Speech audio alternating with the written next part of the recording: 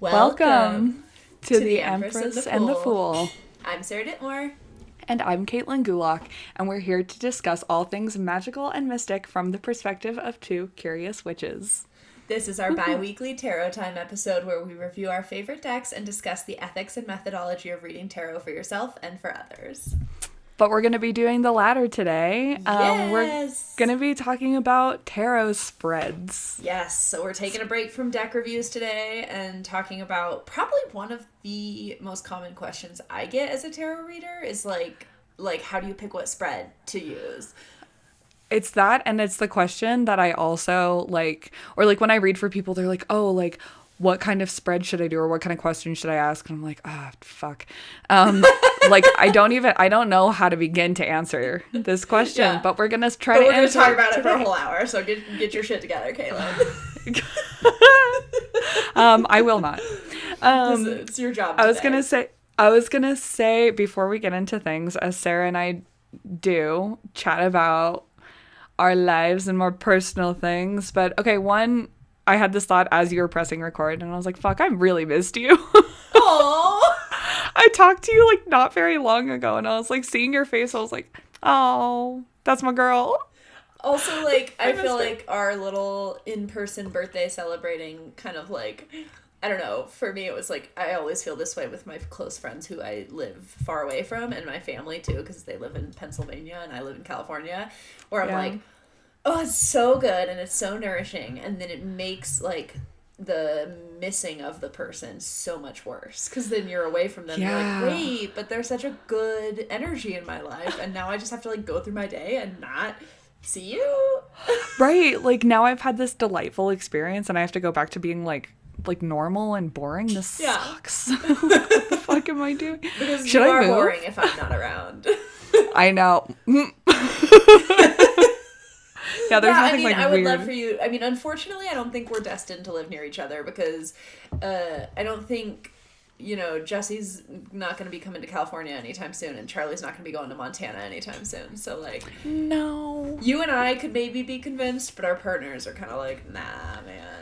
No, I'm still on the idea. At least my partner does know. Jesse's fully aware that I do want to start a commune with all of my best friends where I have chickens and a garden and stuff. But then you have to get us all to Montana, and that feels unlikely. Yes, but I've already planned it out.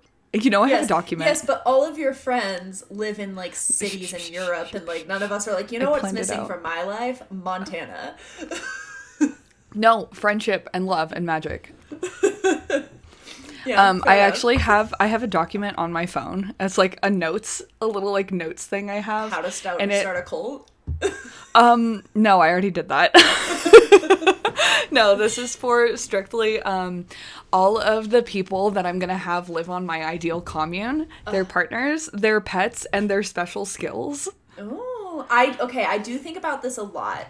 So, if the zombie apocalypse happened, yes. I do truly believe I would be a valuable character in the zombie apocalypse. Because, I can't defend the property, I can't fight the zombies, but I can, make homemade shit, I can repair a lot of homemade shit. I could be a trad wife if I was conservative, let's put it that way.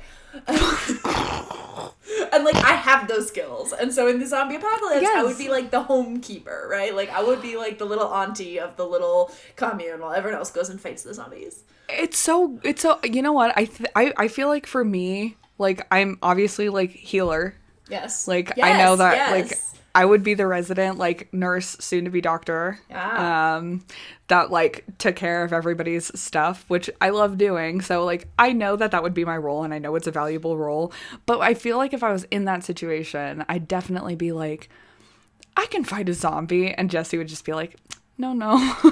That's your Aries. No, let's stay home. And I'm yeah, you're probably right.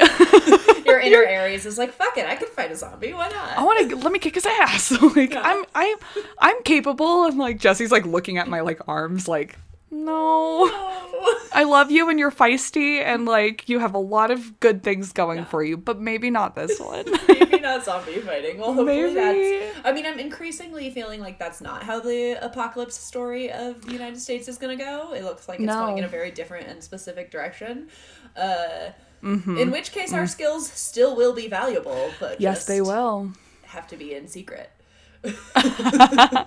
Which I'm not good at keeping a poker face or being secret. That's my like least my worst trait would be like about that, deception. You know, like in the face of today's world and Project 2025 and everything that's like happening, there's like a lot of podcasts that I listen to have been doing like conversations and stories around like people who have found power in times of disempowerment in the past. And so like stories of like the original like underground abortion care and things like that. And it's always like these incredible people doing these incredible things and having like these secret underground networks. And I'm always like, I would be so bad at being part of a secret like underground network, even if it's for like important good things, because I would just accidentally tell people all the time. I would get caught so fast. Yeah. I would get caught so fast. But like that's so much, I feel like that has so much power. So actually, I'm going to share something too that I didn't think about today until you mentioned it. But so one of the things that I really want to do with my newer degree that I'm hopefully getting in less than 2 years is I really want to be a primary care provider for people with diverse gender, sexual, and cultural backgrounds, because it's hard going to the doctor. It's hard going to medical systems. It's especially hard when these crusty old white doctors assume so much and don't like consider a lot of things when they're giving your care. So that's like my, even being like a white presenting person who's like knowledgeable in medical things, I've had my share of it at like horrible experiences where doctors say weird things to me and I'm like, oh, I'm never gonna go get my annual done again. Like this sucks. So one of the reasons I'm going in is I really do want to help coordinate gender affirming care. And like be there for my little rainbow babies. And so I tell people at work, like I started this new job and I'm meeting people. They're like, oh, you know, doing the whole introduction thing. And I say what I want to do. And they're like, oh, you want to work in gender affirming care? Like, aren't you scared with what Trump is doing? I'm like, what do you mean scared? Like, what do you mean? No, I'm more fired up than ever to fight for these things. They're like, don't you think you're not going to get a job? Like, they're taking away all this. No, this is why this job matters. Exactly. Now more than ever. Yeah, I'm like, I feel more fiercely passionate about this more than ever, because when those things are being taken away, you need other people who are like evening out the scales. So it's like, I don't know what you're talking about, but I really don't care what he has to say at all. Like, I'm going to do what's right. Fuck you. Fuck you. I'm going to go get these kids gender affirming care. Which I think is a great statement or thing to think about, as I just realized that this is our first episode of Pride Month. Yes. Fuck you. Be yourself. Fuck you. Be yourself. Yes. Happy Pride Month, y'all. Yay. Actually, my current like slogan in life has been keep it spicy. It started because I was in the grocery store with Charlie and like almost dropped a billion things and he's like panicking and I was like, it's okay, I just gotta keep it spicy on you. And so that's my new life philosophy, is keep it spicy. You know what's coming next. I love it. So it's gonna be that, and then fuck you, be yourself. Fuck you, be yourself. Fuck you, be yourself. And then the you is anybody who's currently in political power, but also go ahead. Just generally, I don't know, haters in general. I like it as the royal you, but I also like it as, like, you know, when your little inner voice is being, like, self-critical, and so just looking in the mirror and being like, fuck you, be yourself. Get it together, Sarah, be yourself. I do that. I do talk to myself a lot, and I didn't realize until I started this job that I talk to myself a lot. And I've had people sitting next to me while I'm documenting. I, like, talk to myself. I'm like, it's gonna be a good day. Like, oh man, like, you're so dumb. No, you're not dumb. You're not dumb. You did that right. You're fine. You're doing your best. And then I like look up and it's like weirdly quiet. My coworker's like, you okay? The hell are you doing? Working like in like the psych ward, they're like, are you okay? No, we all know. Worried? No, I tell all of my patients too. I'm like, there's a reason why you're here, but there's also a reason why I'm here. Like, I'm just sitting behind the desk. Right. It's like cancer researchers have often lost someone they care about to cancer. It's 100%. like you work in the psych ward for a reason. Yeah. I usually tell people, I'm like, I'm just here so much they let me work here. Like, So I say at the which is bookstore. not great. Which is yes. true. Yeah. A little like, less stakes there. Yeah, and also more true. Yeah. Anywho, yeah. shall we talk about our topic? Yeah. Should we get talk back about our on topic? track? Yes. All right. So I think, we want to talk today, we're going to talk about kind of how to choose a spread and like how we choose spreads for our tarot readings. And then we're also going to go over some like of our kind of basic favorite go-to spreads, and what we use and when we use it. We will describe all of it as well we can, but obviously, like, I don't know, it's hard to fully understand in an audio medium, like, this card goes on top of this card, and this card goes to the left of that card, and so if that gets annoying, and you're getting confused, you can always hop onto our YouTube. I will also, there's like a little presentation that shows all of the spreads in this, so if you don't want to watch it on YouTube and you want to listen, I'll also put the presentation on our website so you can just reference the images without having to watch the whole YouTube if that's not your style. Yeah. I totally forgot that you made a presentation. Yeah.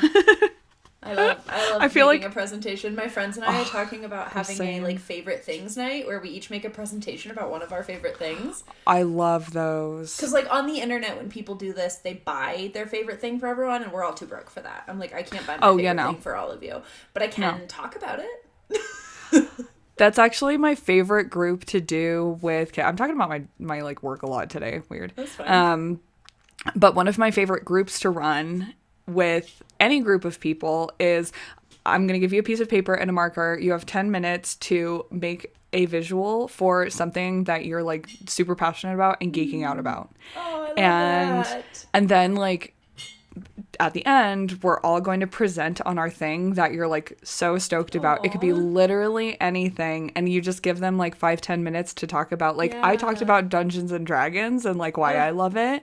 And it's so wonderful to see like people get so shiny about those things. Like, I need to do that. That's adorable. I need to do that. Okay, so speaking of things we're passionate about. Yes. This is where we get shiny. This is where we get shiny, talking about the tarot. So one of the first things we wanted to talk about is just like the really basic of how do you pick what kind of spread to do. So whether you're sitting down for yourself or you're sitting down for a client and you have a question, what process do you go through? Like, Caitlin, when you sit down to read a spread for yourself, or when someone sits down to get a reading from you, like, what process do you go through to decide what kind of spread to do? So for me, like, I feel like I can't really talk to myself talk about reading for myself very easily, because so much of it is just really intuitive and I kind of do what I want. Like, but I think that's a super valid answer. Yeah, I just do whatever feels great. But for when I'm reading for friends, I think that's when I start to more have like a process of narrowing down how I want to read for people. So I usually start with what are we even asking here? And then try to pick from there, because what the whole point is to get a level of clarity, or to not to just use a formula to use a formula, but to make decisions about how you're going to use the spread to like answer the questions that you have, or access that intuition, or access whatever it is.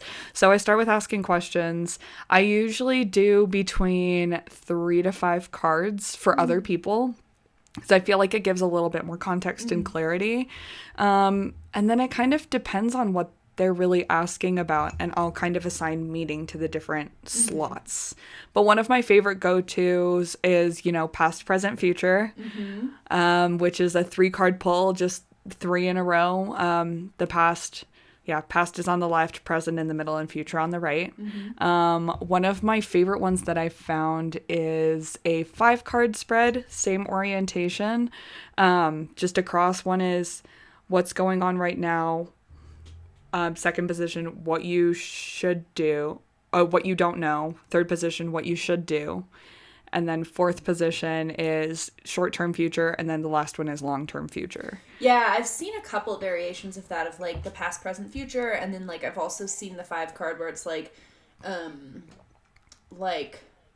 the 3 middles are like present, recent, past, recent, future on either side of that, and then like the 2 on either side of that are like like further in the past and further in the future is another way to play with that spread.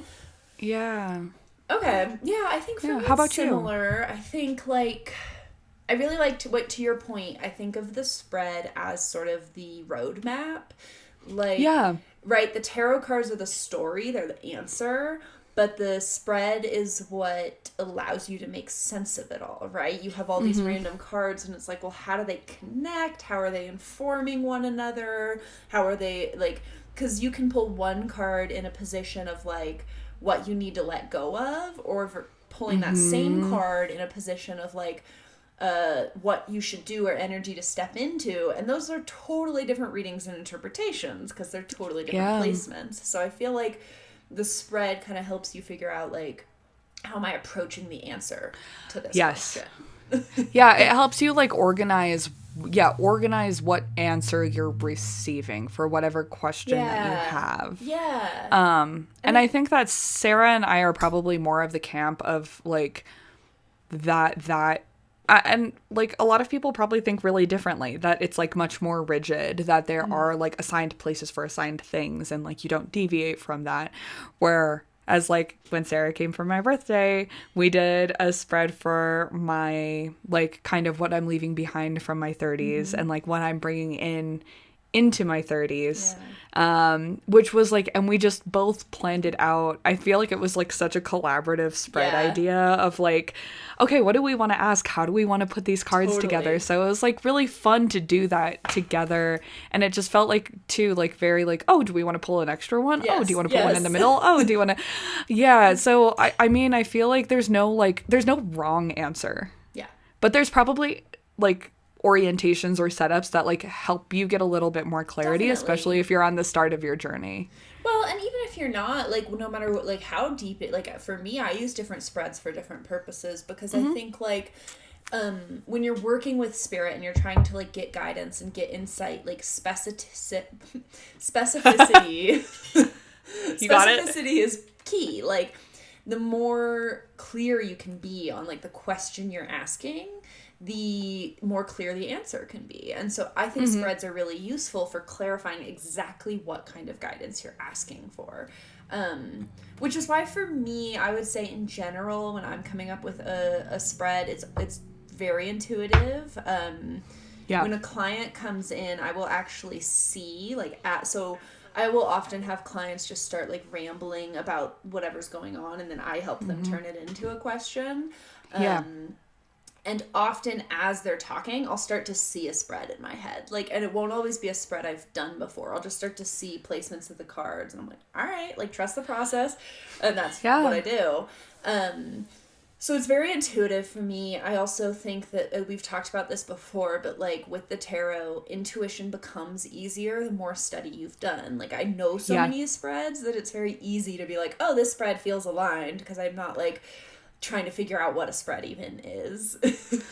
Right. You're not trying to like remember like, oh, what was that placement again? Or what was that? Where did that go? Like, I think that like takes a lot out of the like intuitive creative part that comes into it of like, oh fuck, what was position 3? Yes, exactly. Like, however, what does like, that mean? if I am having a day where I'm like the intuition's not there, or I'm just not like nothing's coming through, I think it's also really useful, like you said, with the past, present, future, to like have those tried and true spreads that you can like lean back on.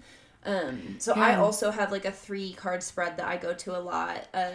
I do less past, present, future, and I do more like the middle card is the heart of the matter, and to the left is unknown factors, and to the right is like known factors and like things to consider. So that's one way I do it. Another way I'll do it sometimes is like heart of the matter in the middle, unknown factors below, guidance and insight from spirit above, and past and present on either side. I would say that's like I really like that. But I feel like that's actually a really common orientation, is that kind of like the left side of the spread tends to be things in the past. Yeah. And then the middle cards tends to be things like now. The right side tends to be things in the future. Yeah. The top tends to be kind of intuitive guidance, things that you should know that are kind of above, like coming from above. Yeah. Yeah, and then like the bottom card orientation is I think of sometimes it's like material or shadow things. Yeah. So I think that's kind of generally how it is. I feel like it's also like a baby Celtic Cross. Like, it's not the Celtic Cross, because the Celtic Cross can be a lot, which we should talk about that. But I think it's like we're going to intro level Celtic Cross. Yes. So speaking of, what do you think of the Celtic Cross, Taylor? Actually, so wait, before I get into the Celtic Cross, it's not on our notes or anything to talk about, but while we're talking here, I'm realizing that one of the really key components to spreads is addressing how do you ask a question, and like what the fuck what do you ask? Right. And so just like, I mean, I think there's probably what you're saying, like, how do you frame a question for how the do tarot? Yeah. And that's one of the questions I get so frequently for people who haven't read their tarot. And I think it could be a whole episode on its own, but for the purposes of choosing a spread, like, what's some advice that you give? Do you want to hear my people? Spiel? I do. Give me the spiel. I have an official spiel because it comes up all the time. So people ask me at Tarot and Tea, like, what kind of question? Well, I don't even give them the chance to ask me what kind of questions. I say, have you done the tarot before? And then they say, yeah. Or they say no. And I say, great. So a few things to know when you... I don't care what your answer was. I'm going to tell you anyway. Well, because the only time I won't do that is if I say, like, have you done the tarot before? And the answers are usually no, or I've done it a little bit, or, oh yeah, I do it all the time. And if it's like, oh yeah, I'll do it all the time, then I'm like, great, what's your question? Yeah. If the answer is like no or only a little, I'm like, great. So when you come up with a question for the tarot, put on my tarot reader hat. So when you're asking a question to the tarot, just a few things to keep in mind. I am not a psychologist and I am not a doctor, which means I cannot diagnose. That said, I can help. So if you are dealing with a medical or physical situation, I can't help you figure out what's going on, but I can answer questions like how to deal with it or how to move through this period.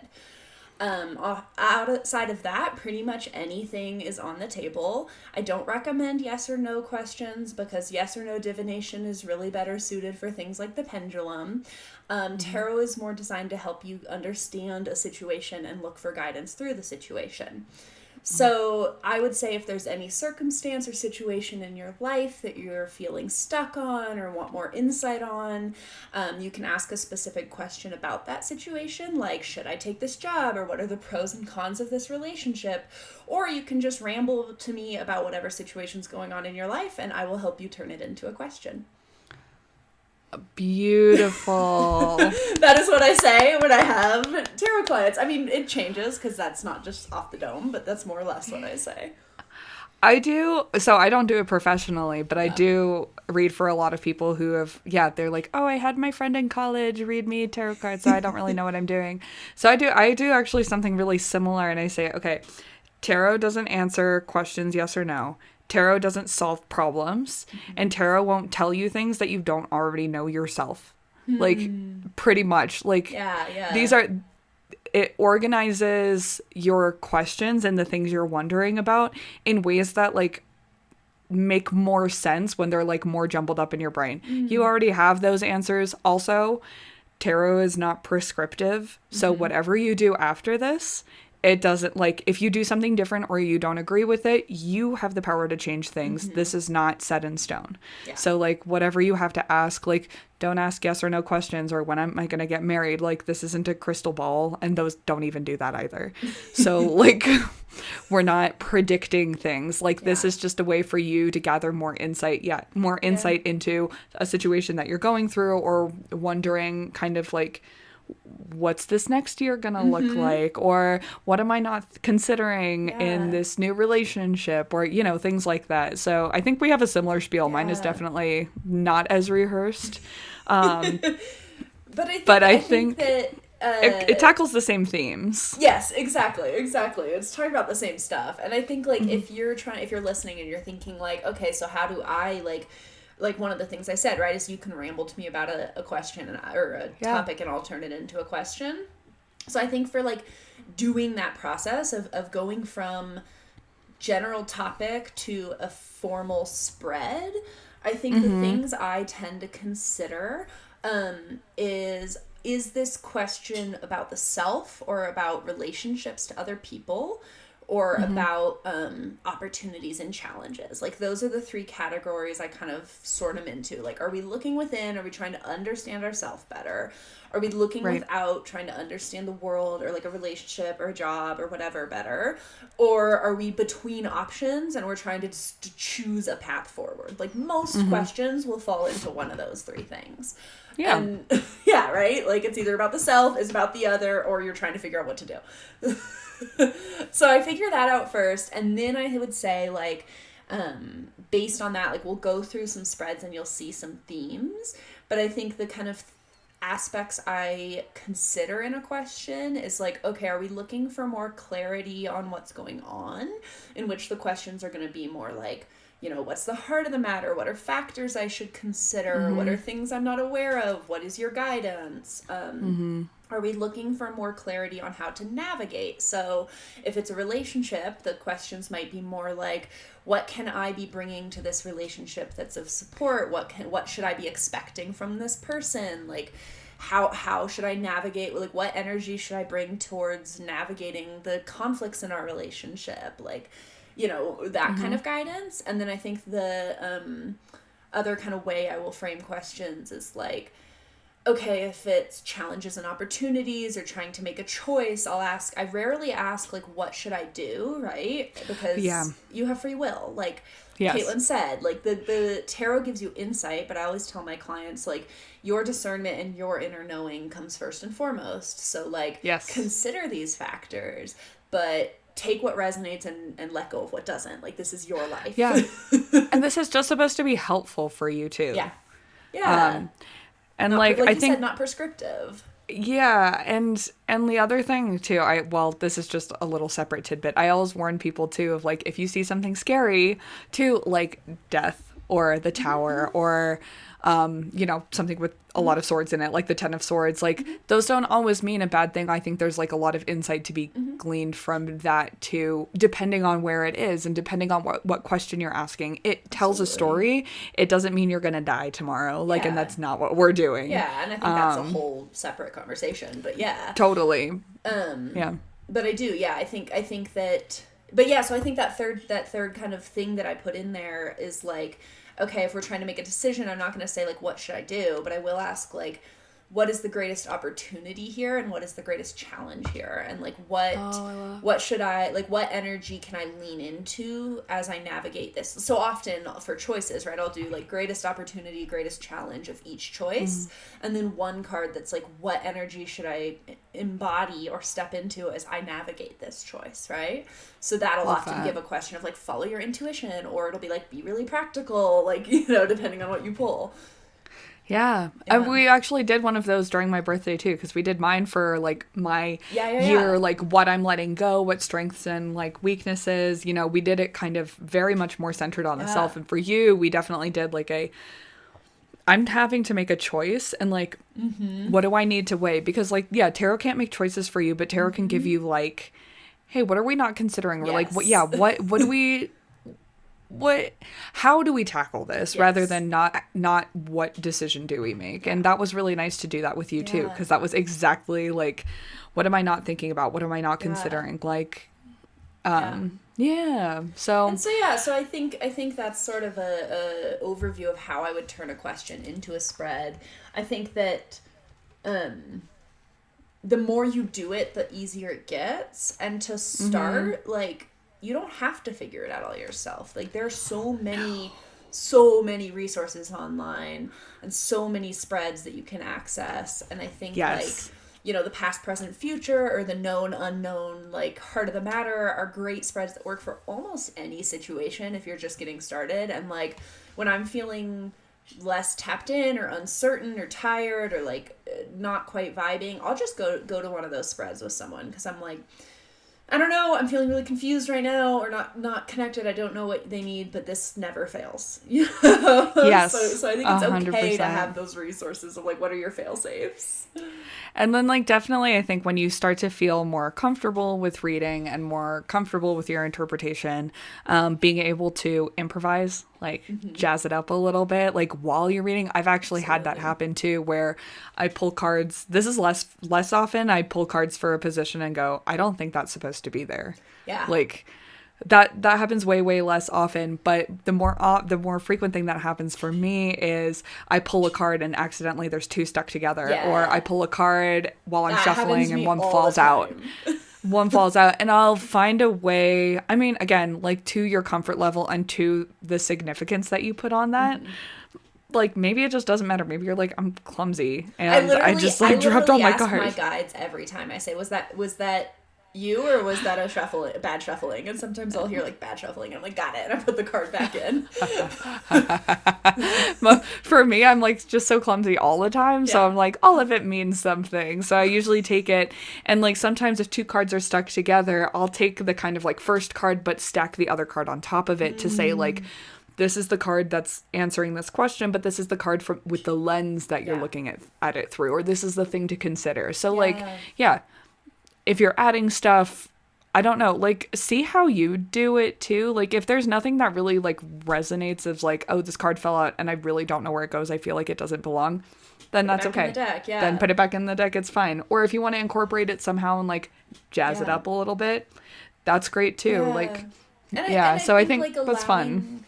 Allowing that intuitive flexibility of like, I have my set spreads and then all of a sudden there needs to be two cards in this position, or all of a sudden like I'm going to put a card in what I think is like, you know, the position of like what's blocking or crossing here, and it's like, oh no, that's not what that means today this means this random other thing, and you just like get these like intuitive. We should do a whole episode about like intuition and what it feels like. But you, like, I feel like we already have. I think we already have it slotted. If we don't, we're dumb. Because I have a lot to say about intuition. Yes. But yeah, you get these like intuitive pings in whatever way intuition shows up for you that tell you like, oh, this is what, like, I need to change this or do this differently. And I think when you're in a safe place to do so, like reading for yourself or reading for your friends, like not for clients getting money, but like, or for clients you're very comfortable with, like, it's a good experience to just like go with it and see what happens, because it's like, okay, maybe it doesn't resonate, and then you learn that like that's not what was coming through, or maybe it's like, holy crap, my tarot has never been so on point, like what's happening. Right, like speaking of resources, because Sarah and I have quite a few, one of the ones that I was kind of flipping through when looking at this one is Everyday Tarot, which was not the book that I thought it was going to be. It was very much a book about spreads, and then I was like, ew, I do my own thing. So I never really talked about it, but when I'll spread them like I want to. But one of the things that it talks about is intuition versus ego, and I think that is so fascinating. It's like, anyway, can of worms, but before I was gonna say that's its own episode too. I know. Well, before we get into that can of worms, which will be a future episode, let's get into the Celtic Cross.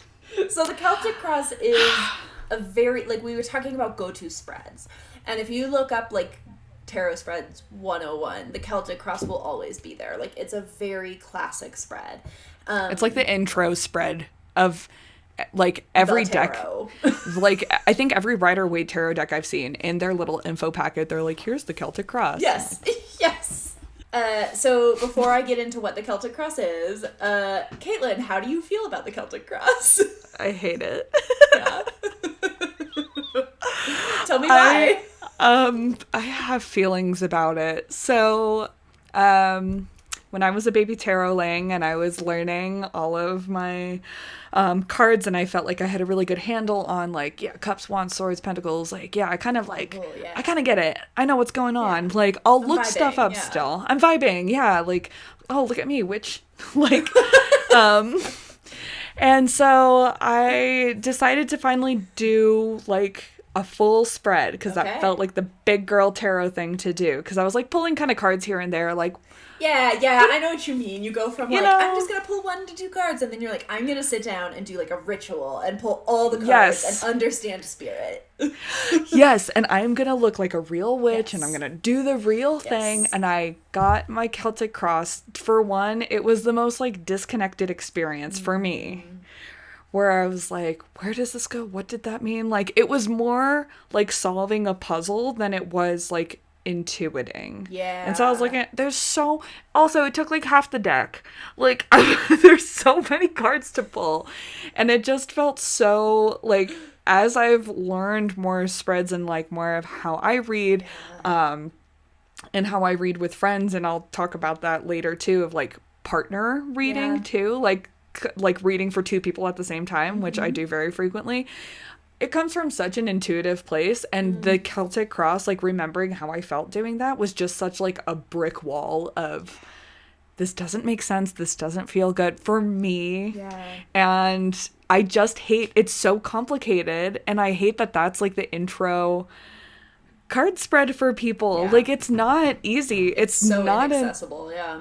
it's very hard. And the idea that they're marketing, I have feelings about this. The idea that they're like touting this as some sort of like beginner tarot anything is a fucking lie. Don't do it as your first spread. It will infuriate you. Anyway, I'm done. Welcome to my TED Talk. Thank you for coming.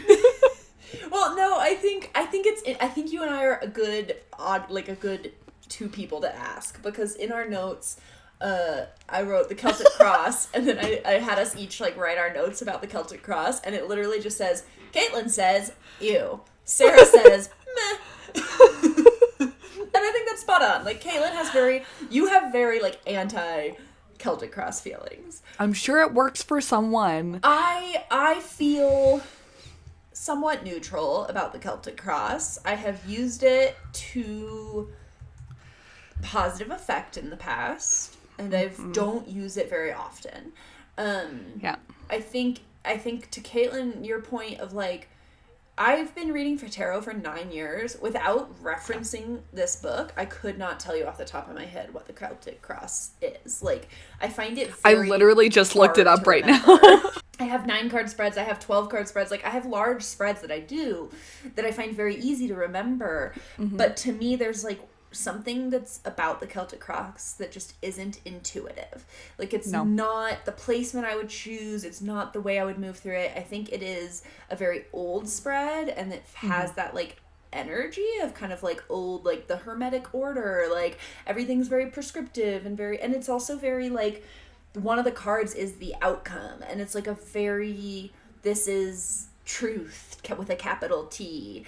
And so I struggle with the Celtic Cross because I feel like it rarely feels aligned with what I'm trying to get into, and it feels like very limited in what and how I can explore a question. And I just feel like it's straight wrong sometimes. Like, I've had some of my worst readings with the Celtic Cross where I'm like, what are you anytime I do the Celtic Cross, it's like my intuition changes the meaning of a lot of the cards. Like, I will use the format of the Celtic Cross, but I will rarely use the like prescribed meaning of each card. I totally feel you. I absolutely, I forgot about the outcome, and I'm looking at like a diagram of it right now. I think that's the part that I hate about it the most, which is there is no, like, that's my philosophy, and I know that it's kind of yours too, that like tarot doesn't answer questions in a nice, neat little bow. It never does, actually. And then there's an advice card as well. Like, that's the point of what we're doing, is to get the advice. I think it's a good time to look at the Celtic Cross then. So I pulled up this image. If you're I'm looking at the same one. Yeah, of course. Why wouldn't we go to Biddy Tarot? It's the one tarot source I trust to talk about the Celtic Cross. 100%. So the typical Celtic Cross is one card in the middle with a card on either side and a card above and below, and then one card crossing the card that's in the middle. So that's like your Celtic Cross. And then you have 4 cards in a tower on the right side of the whole spread.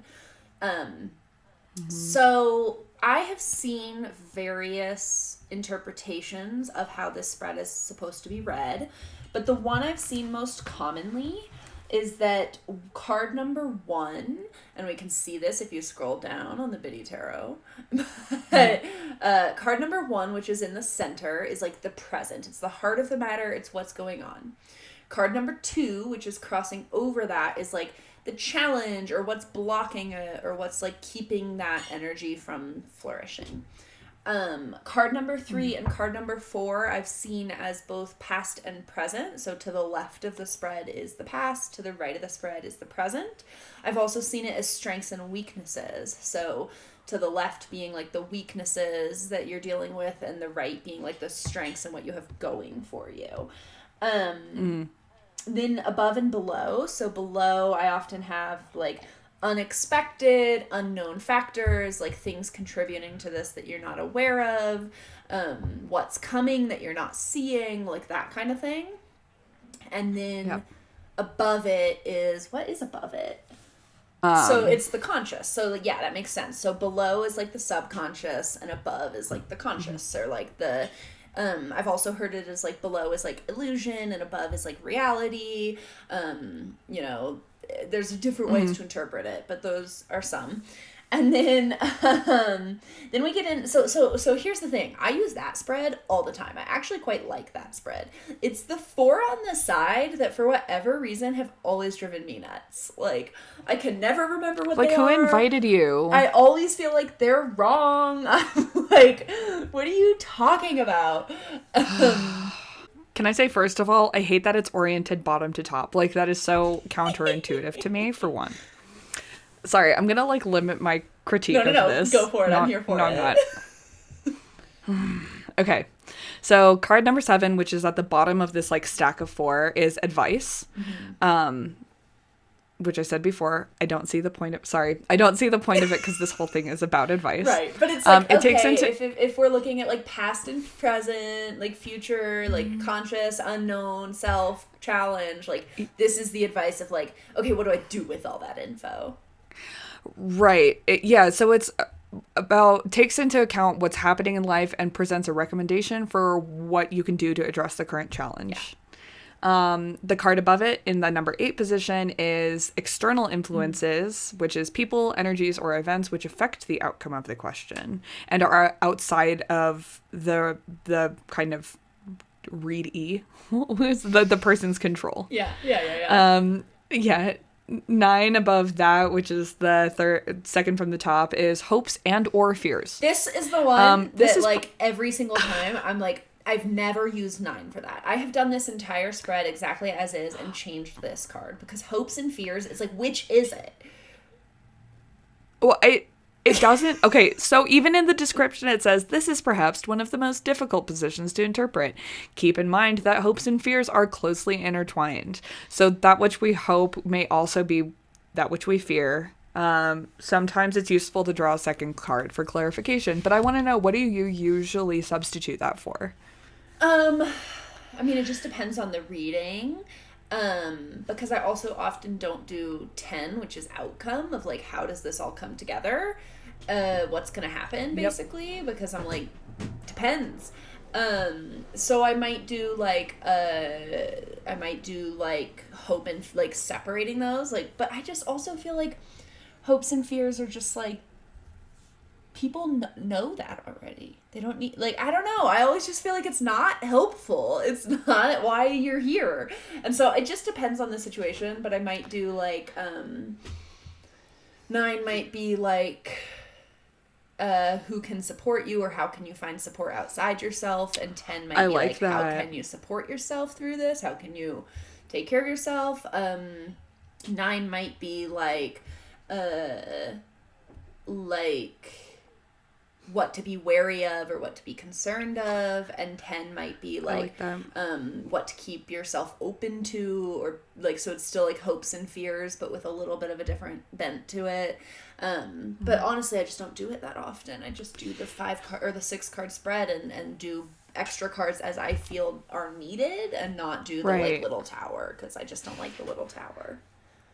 I feel like one of my like instinctive changes that I would want to make is for number 10, because 10 is usually about, so like when we're talking about like tarot numbers, which is also going to be another like episode numerology, of yeah. the numerology of it, or like what do these numbers kind of like carry throughout the suits, which is really important because they all tell a story. And number 10 is usually about the completion of it. It's the round lovely number of done. So I feel like I would almost change that meaning instead of the outcome is what do I need to get to that finish line? Like what is that thing that I need to give me gas to cross it? Yes. Which kind of seems really like appropriate for a number 10, and then a number 9 being like, what supports do you need to get there to? Like, we're almost there. How do you get there? Yes. And then, like, yeah, I think like you're right. The like heart of this, the kind of like left shape of the plus, the cross, makes a lot of sense. The actual cross part, yeah. The little tower on the side, it's like feels like little judgy advisors on the side. Like it just doesn't.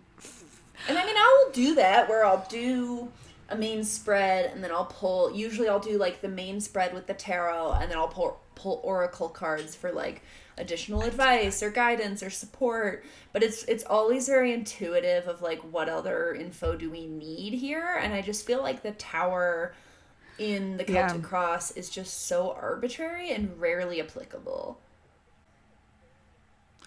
I agree. It kind of, I think we might have cut it out because of a glitch, but like, who invited you? Yeah. Like, why are you here? Yeah. Like, who, like, this felt very complete. Like, this feels very... The actual cross, great, done. Then someone was like, but we need more. Beautiful, it needs to be 10 fine. cards because of the occult. Like, why? But why? Ugh. But yeah, so I think mine is I definitely have like a personal feeling about this because I think it's just really, I would just personally like to dispel the myth that this is a great spread to start with. Yeah. So I don't know. I think that if you use different interpretations like Sarah pointed out, I think it could probably be more accessible, but I don't think it's very easy when you're first learning because it's so many positions, it's so many cards, it's so many meanings to discern.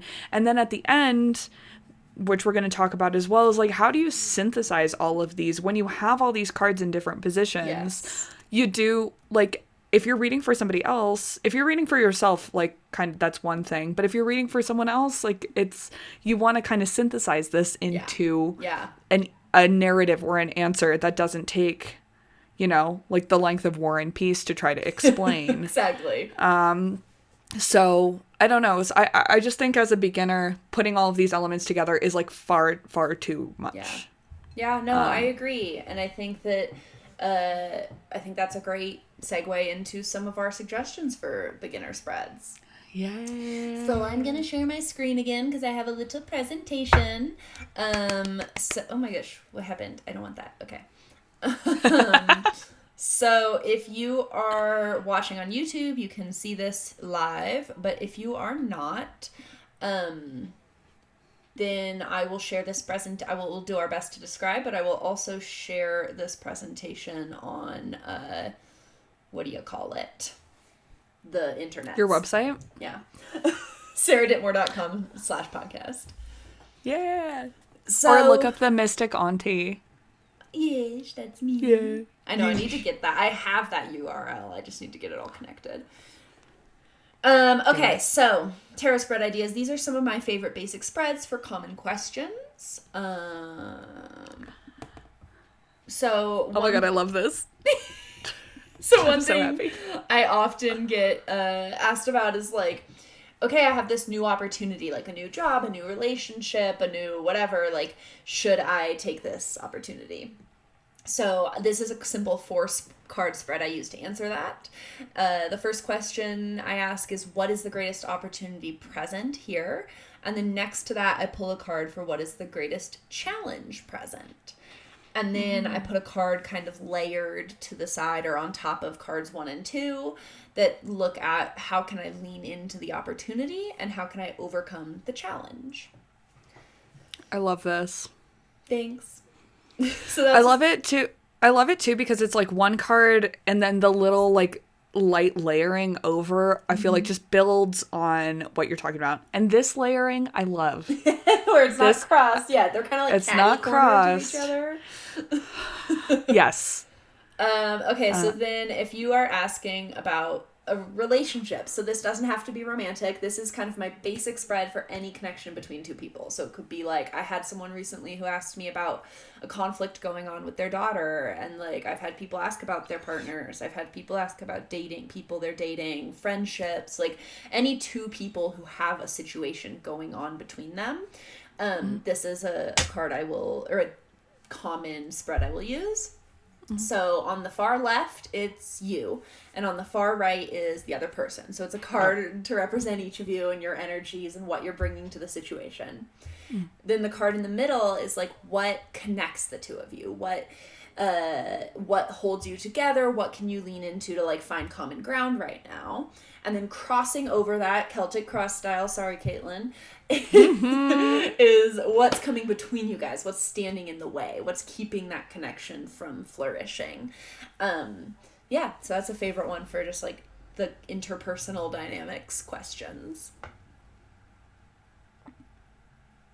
Okay, I talked about this a little bit already, but a common one I get is like choosing between things, right? Like, should I take this job or stay where I'm at? Should I quit my job or should I, grin and bear it for another year? Should I move or should I stay where I am? Should I end this relationship or should I try to make it work out? Like those kinds of questions come up a lot. And I'm generally kind of resistant to should I questions for the tarot. Like you and I have talked about, like, well, it kind of depends. Like, free will is a thing. So instead, I'm always like, yeah, let's look at that. And then this is the spread I pull. Because it's kind of like, it's sneaky, like, no, you have to decide for yourself. Yes. So the first card I pull is similar to that first spread we did where they're kind of like catty corner layered. I do like, what is the greatest opportunity of choice number 1? And then kind of connected to that is what is the greatest challenge of choice number 1? And then I do that exact same thing with choice number 2 of like greatest opportunity, greatest challenge. And you can do that for multiple choices. So like I've been between like 3 or 4 different like job, career choices before and did like what's the greatest opportunity and greatest challenge for each one. And then at the very end of that, I pull a card that's like, what does spirit want to keep me in mind while making this choice? So this might be like, they want me to follow my intuition, or they want me to be practical about what I need to support myself financially, or they want me to realize that like I am powerful and deserve better. Like, that last card can be like, what is the energy or essence I should like keep in mind while I navigate these like opportunities and challenges of each choice. I like that. Yeah. Hooky, moving right along. I get a lot of questions about grief in my work. I think a lot of people turn to the tarot when they're going through grief or loss or difficult times. I also think it's a topic that I am very comfortable with, so I just like draw people towards me who are, I have a lot of signs in my 8th house, which is the house of like death and taboo topics, so I feel like I gravitate towards people who want help with those things. But this is a simple spread I use for people who are moving through grief, loss, betrayal, hurt of any kind. It's just a simple 1, 2, 3. So the first card starts on the left, and it's how can I support myself during this time? The second card in the center is how can I seek support outside of myself? So who around me, where can I find support? And then the third question is how does spirit want to support me through this time? How can my guides and ancestors show up for me right now? Okay, and then another common one I get, especially for newbies, is just a general check-in. They're like, I don't know what to ask, just whatever spirit wants to tell. So this is a spread I love for just a general check-in when you're kind of like, I don't know, whatever. I just want to pull tarot. Which is me a lot. It's like, I don't know, I just want to pull cards. Yeah.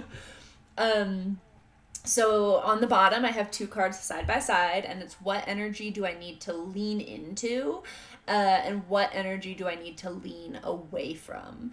And then kind of Caddy corner connected to the lean into is what is the greatest opportunity available to me right now? And then on the other side is what is the greatest challenge happening right now? And then at the very top is just a fifth card that's like, what else? Like, what does Spirit want me to know? What other things should I be keeping in mind? What else is going on? This is by far my loosest, like, spread that has so much room to play because it is just a general... Loosiest. I love that. It's like Lucy. I was like, who's Lucy? Luciest.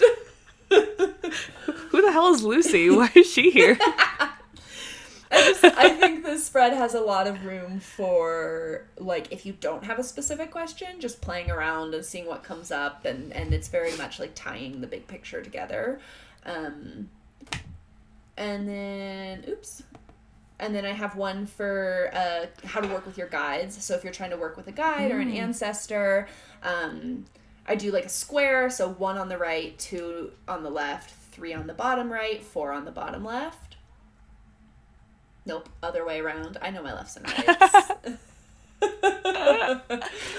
I still do this sometimes. Yeah. So top left corner is who wants to work with me at this time. So who's the guide, who's the ancestor that's coming through. Top right corner is what aspects of my life do they want to support me in or work within. Bottom left corner is how does this guide prefer to communicate or collaborate? So like how do they want to work with you? And then bottom right corner is what do they want as an offering or as a show of my gratitude as we work together. And then another favorite is how to connect with your intuition. I have a lot of people who see the work I do and they're like, I want to be able to do that. How do I connect with my abilities? So card number 1 is what is at the root or heart of my intuitive abilities. So kind of the card of like, what am I capable of? And then coming off of that one, like flipped on its side, is what is keeping me from accessing these gifts. So these are my abilities. Why are they not shining through? Why am I not connected to my intuition? And then the third one, kind of overlapping that, is how can I overcome this challenge and start to connect with my intuitive abilities. I like that. So there is definitely a theme of like the card being on the side definitely being, and I think that's a really good way of kind of denoting like what is the like what's the challenge, what's not the challenge, like or what's blocking, like what's in the way.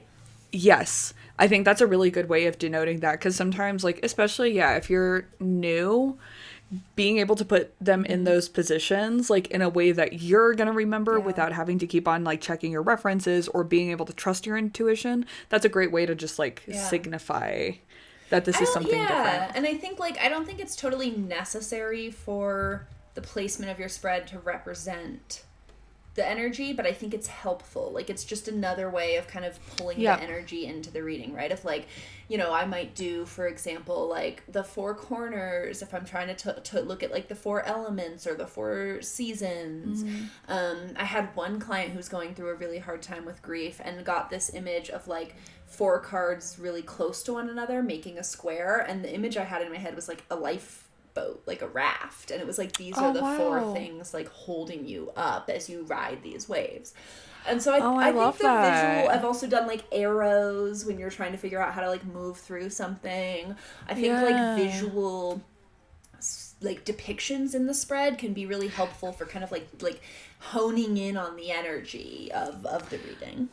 Yeah, and I think that's a really beautiful way of like not only like strengthening your ability to interpret exactly what it means. I don't think it's strictly necessary, right? But like I think it helps a lot.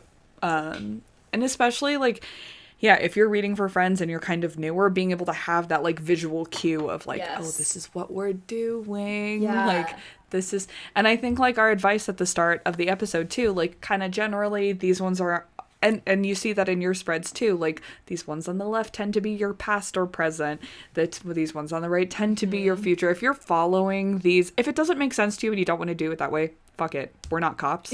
Like you know, in fact, we're anti-cop. Yes, we are. But like if you're following these kind of general rules, it makes it way easier to kind of flow through it a little bit more naturally. One of I was going to offer too, I know maybe we have like a couple more ideas, but before I forget, one of my favorite things to do while I read tarot cards is, I think you got me this book. Sarah got me this notebook. It's really sweet. It's like just a little lined notebook. And so far, when I read for people or have like, you know, guests over that I do readings for, I write it all down and I do my little doodles of the spreads and like do little. Oh my god, you're so cute and artistic. Yeah, I do like little drawings. Because like I also take notes on my spreads. They do not look that aesthetically pleasing. But yeah, I think it's really fun to keep track of all of these things as well. Just to see, like, do you notice any patterns? Did things work for you? Did it not work for you? And then I actually like write down like who I was with, who I was reading for, what the question was, and then what meaning I assigned to each of these positions. And I think it's really like nice to be able to like reflect on it as well.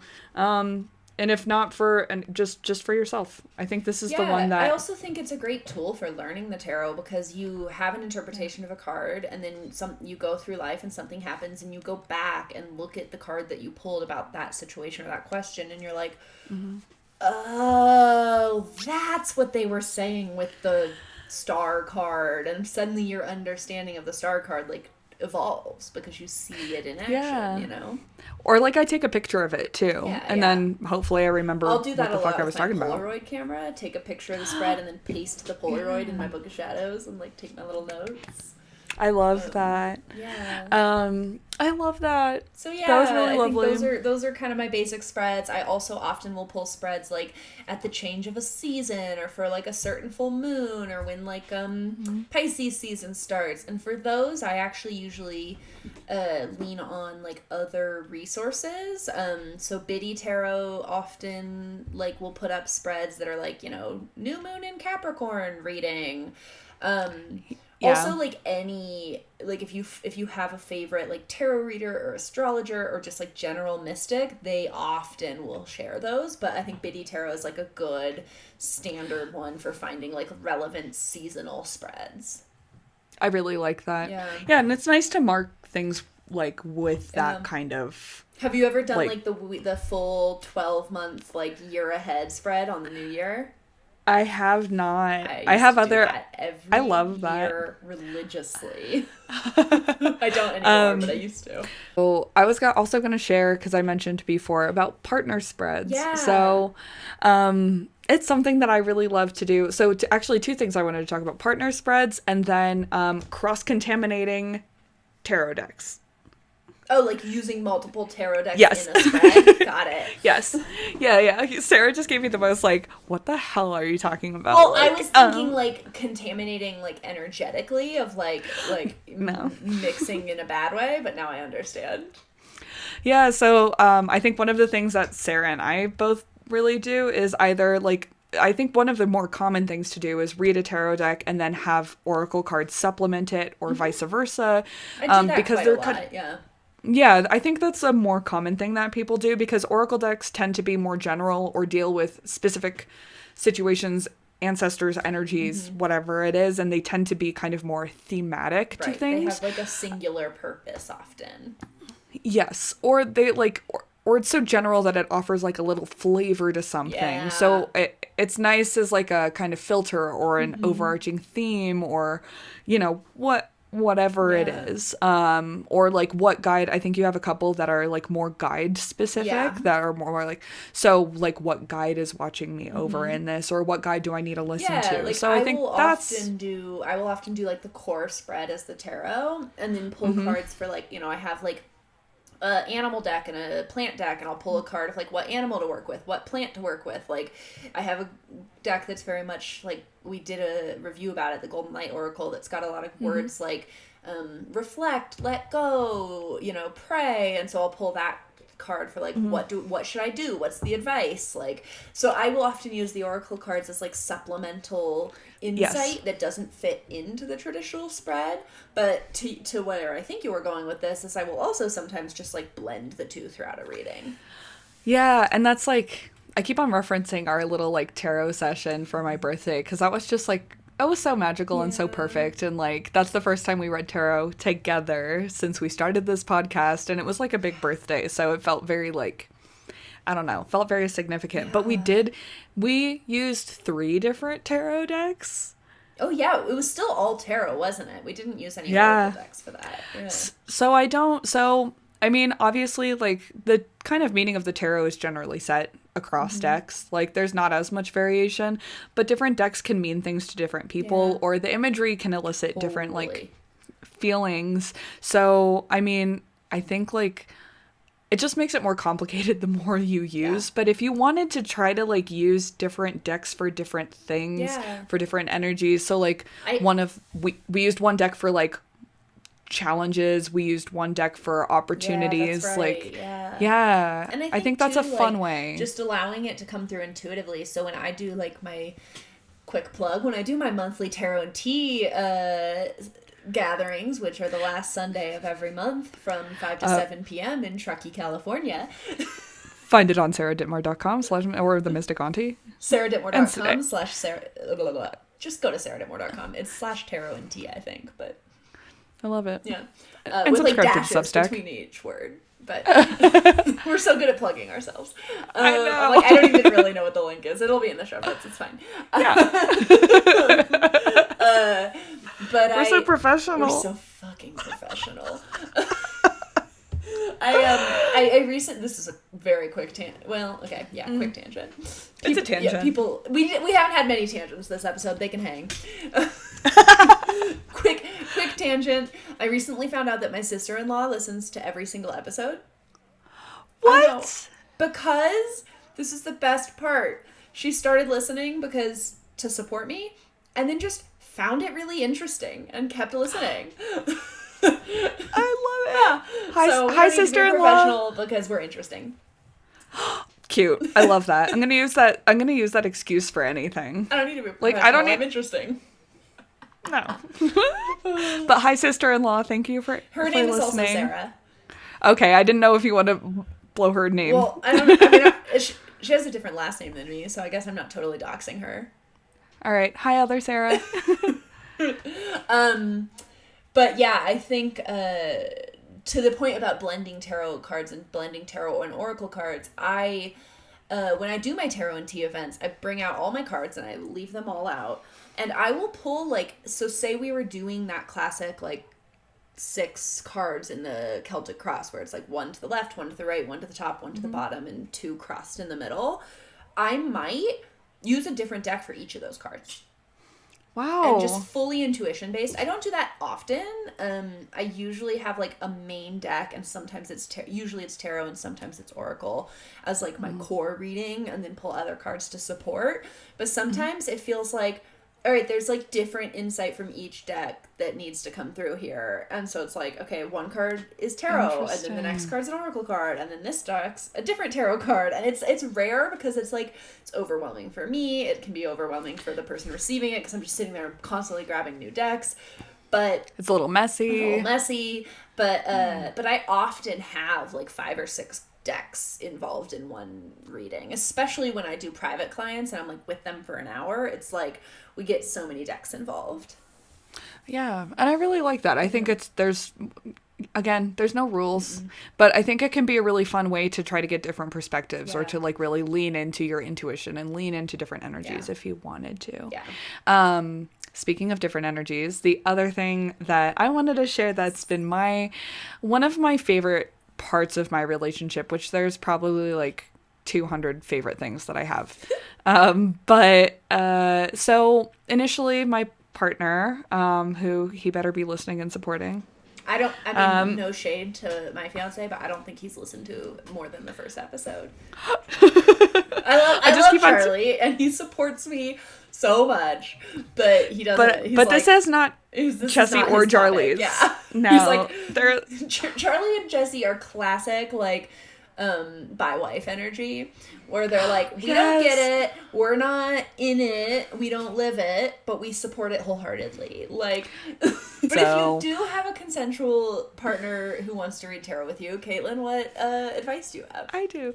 So actually initially my partner was super skeptical. Like, Jesse was like, I love that you do this for you and it makes you happy, but like he's a very more kind of like more like a realistic. I'm a little bit more up here, he's a little more down here. But he's definitely more like skeptical of the woo-woo stuff. You know, like, you can do your tarot stuff. Like, I won't stop you. I think it's cool that you have this, you have your special interest, and I love you for that. So I started reading, and I was like, come on, like, let me read one for you. And then his line has been, every time we finish a tarot reading, he's like, wrong again, tarot. Like, the most sarcastic wrong again tarot, because it always ends up being like so spookily spot on or like so accurate. So over time he like started kind of more move towards like, oh, okay, what do the cards have to say, to the point where he has actually shifted over to asking me, do you want to pull a tarot card about it? Aww. Which is so sweet. Or like, do you want to read a tarot together? Which is I just freaking love it. So we actually started doing them together. Like, I'll usually do the readings, but I'll ask him what his interpretation is first. So we started to kind of like start moving closer to, I'm doing my own, we'll do one separately, and then we'll do one at the same time, and then we'll pick cards together, and it started to really overlap. So I think there's really fun opportunities for working with your partner to do a spread together. You definitely both want to be like bought in the same way. Like, if you have somebody who's kind of hesitant and you're like full in, I don't think it makes for as good of a reading. Like, those energies kind of don't like mesh super well, in my opinion. So having two people who are bought in equally really makes it just makes it really positive. And when you're kind of asking questions about relationship things, I think it's also like an incredible tool for communication. I think it's a really good way to try to figure out like what the other person wants to know. Like, the questions itself can bring up a lot of really interesting things. But I think we do one too of like, where are you at? What do you need from me? Like, how can I like best support you? What's something really joyous in our relationship? Which are a lot of questions you can answer yourself, but like, it's fun to do that in partnership. So you have your own spread that kind of goes like horizontal reading of your own cards, but then you can also do a little vertical reading of how does this compare and how does this relate to their card that they pulled for the same one. And there's really like, I think if anything, it's just a really lovely way to connect. It's a really lovely way to spark conversations about things that are happening in your relationship. I've told Sarah this. I think I actually texted Sarah the day after this happened, but Jesse and I were having this like really lovely night. We used to live together. We don't right now, temporarily. So one of the last nights we spent together, we're like, we were about to go to bed, and he was like, let's just like each pull a tarot card and see what it says. And I was like, I would love to. Great. Wonderful. Like, let's do it. Amazing. I'm like so in love with you all over again. You asked me. And so we just like got my Rider-Waite deck. We got my Rider-Waite deck, and we each pulled a card from totally random places. It had been shuffled a million times, and I pulled the Emperor, and he pulled the Empress. Oh. Yeah. I do like, remember this. And Jesse and I just sat there for like a couple minutes just staring silently at these cards going, did that really just happen? Like, we picked it from totally different places. It had been shuffled. He was like, you've been doing research on tarot. You've been ordering all of these. But even if you had pulled them from different places.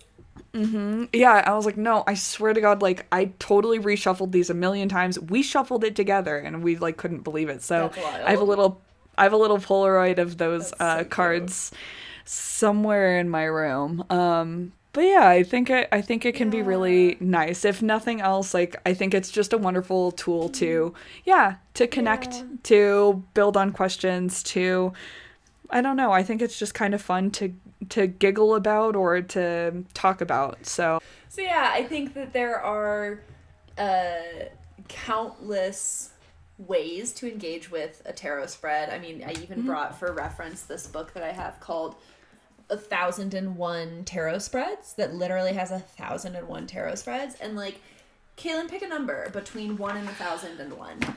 69. I think you did that last time I pulled this book out.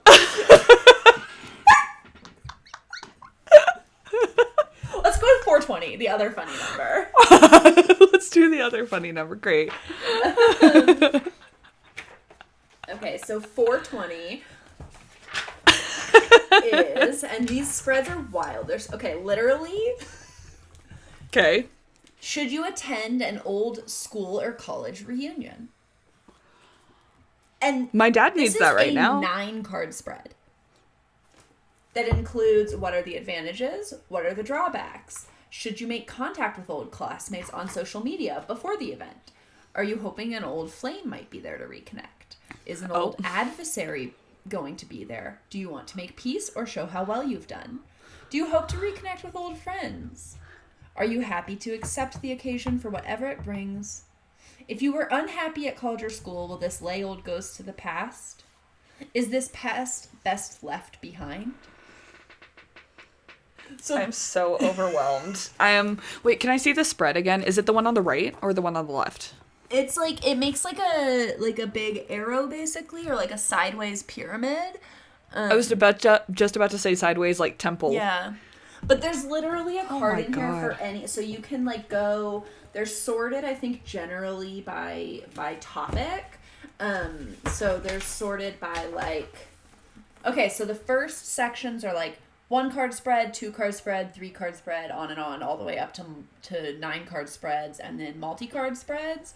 And then after that, it's like love and commitment spreads, spreads for overcoming difficulties in love, prosperity and money-making spreads, and on and on and on, all the way into like spreads for travel and vacation, spreads for celebrations, astrological spreads, moon spreads, my God, moon angel spreads, crystal spreads. What's a moon angel? Let's find out. Moon angel spreads on page 385. So I think that I don't actually use spreads from here very often because they're a little too specific for my liking. But I think that they are like a really great source of inspiration for different ways to connect and create a fresh spread. Oh, wow. The specificity. I would love nothing more than to sit down with Cassandra Eason, who is the author of 1001 Tarot Spreads, and just ask, like, how did you come up? Like, was it literally just, like, writing every sentence you thought of? Because the spread that I just pulled to in the Moon Angel section is a first moon quarter angel spread for a new fitness regime if you're always short on time. Oh, I need that. Okay, well, okay. It's like a 7-card spread that makes a V. And going from left to right, it's so you feel out of sorts or stressed or are not taking care of yourself. Card 2 is it a lack of time, energy, or both? Card 3 is do you need gym membership, a personal trainer, an exercise program, or something else? Card 4 is could you take up an unstructured solitary family activity such as walking, cycling, or swimming? I'm not going to keep going because it keeps going. Oh, these seem, sorry, not to throw shade on this book because I think that's like great to have such a resource of so many ideas. Yeah, and there are some in here that I think are actually very, like when you go more towards the beginning, like this, in the 5-card spreads, there's this horseshoe spread, and it goes from bottom to top. It's your present choice, present influences, hidden influences, suggested action, likely outcome. And like that's a very like valid, supportive, helpful spread. I think like some of their more basic spreads are really awesome. I think when they get hyper specific, it's like okay, if the question is like should I take up cycling or swimming, and you pull like the 6 of Swords, like what does that teach me? What do you do with that? From that? Oh my God. Yeah, that's a lot. I will say though, one of my favorite things that I've done, this is not a spread, but again, this like magical birthday spread extravaganza. We actually had my dog pick one card. I've had my cat pick cards before. That can also be a really fun time to have a pet do it as well. Yeah, just for shits and giggles. Yeah. And would you believe the card that my dog picked was the Fool. Do you remember Stop, that? I do. This was we did the like we were at a coffee shop and Sora was really intrigued by the deck. And we were like, Yeah, she kept on sniffing at it and like, do you want to pull one? And she was like, yeah. And so we like laid them out and she like, pawed a few. And so I picked up like 3 and held them out. And then she like sniffed one for a while. And so I picked that one. And it was the Fool, which is like Caitlyn's, well, yeah, the Empress and the Fool. It's like Caitlyn. hi. And then just another tangent. I was going to talk about this at the start of the episode, but I just got my Fool tattoo. Yes. On Tuesday, 2 days ago, which included her in it as well. And this is a tattoo I've been really wanting to get for a while. So if you're on YouTube, you can see I got it on my upper arm, and it has a little black dog in the bottom, which is her. Yeah, I'm so excited. It's still healing right now, so I'll probably do a better reveal once it's all healed in a couple weeks. Yeah, so it's fun to include pets. It's fun to include like, whatever animals you have running around. Yeah, whoever. I think it's just fun to like lean into the chance of it. It's fun to connect with other people. It's fun to connect with yourself. So, I don't know, play around with some spreads, and I don't know if we have any. Spread them out. Well, so we have a bunch of ideas, but there's also a shitload of ideas out on the internet and in books. So Sarah, what resources do you have as a recommendation for people who are wanting to learn more? The 1001 tarot spreads. I talked earlier about like Biddy Tarot on Instagram. I think Biddy Tarot is great. Yeah, just like following your favorite creators on Instagram, seeing what they create. Yeah, I think that's really it. And then like, don't be afraid to Google. Like if you're have a specific idea of something you want to do a spread about, you're probably not the first person to think about that. So like 100%. Throw it out on the internet. I'm sure I haven't used this resource, but I bet Reddit has a bunch of great ideas. Oh, Reddit has a lot. Yeah. Yeah. So I think like, explore, experiment, and like I think the general summary from this episode is like, there's no right or wrong. Just play around and find the spreads that work for you. And then I have this book, Everyday Tarot, even though I haven't really used it myself because I just haven't found it as useful for me. But this is a really great resource for learning more about tarot cards, about spreads, not about the cards themselves. But it gives you a lot of really good background on like how to use the tarot. So like daily tarot card drawing, which is something I don't think we mentioned, but like tarot for self-discovery, tarot for manifesting your goals. So if you're wanting just a little bit more structure and a little more information, I think this is a great book to like start out with. There's also another one that I think we've mentioned before that I'm like really actually might just put in my cart right now is the 365 Tarot Spreads by Sasha Graham. That seems, I actually kind of now really want to do a full year journey. Yeah. Well, I think it's you can either do one per day, but it has just like different sections for different, parts of your life. One more resource I just remembered, I have it upstairs but not on me, is a book called Ancestral Tarot by Nancy Hendrickson. This is like if we're talking like super general, big, like great for finding new spreads. Ancestral Tarot is the opposite end of the spectrum in that it's a guided like journal, very specific spreads, but it's all about like connecting to and working with your ancestors through the tarot. So that's a really great one. I love that. Yeah. Okay. Well, I want to end our spread idea with this one that I found that I am obsessed with and I'm in love with, and I'm going to try this out when we're done recording today. Is the What the Fuck Tarot spread. Okay, so this is a true testament to you can absolutely do whatever you want. Yes, there are no rules. Yes, go for it. In Tarot Bang Tarot. So INTERRO bang tarot.com. And it is what the actual fuck. And so on the top you have a card with another card crossed over it that is the face of my challenge, the crux of what hounds me. And then below it you have 4 cards. And so the cards on the top are what the, and then the cards on the bottom are actual fuck question mark exclamation mark. And they stand for what is this really? What is What is real about this? What is wrong about this? Where do I need more info? And what can I do? I think it's a beautifully constructed spread.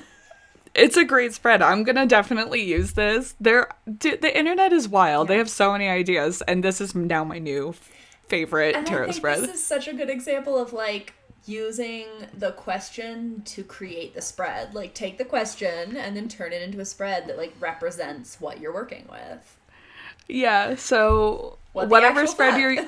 What the actual fuck? And that's actually, like, most of the questions that I get, too. Is like, what the actual fuck am I doing? Or what the actual fuck is wrong with this? Or what the actual fuck do I do? Yeah, look around. We both wish you the best of luck with whatever you're trying to answer, whatever you're trying to ask. And, play around... Wow, I almost died. Play around with it a little and, see what happens. Yeah. All right, I guess that's it. So thank you for joining us. And as is above, so is below. As is within, so is without. Thank you. I love you. And blessed be. Blessed be. Bye.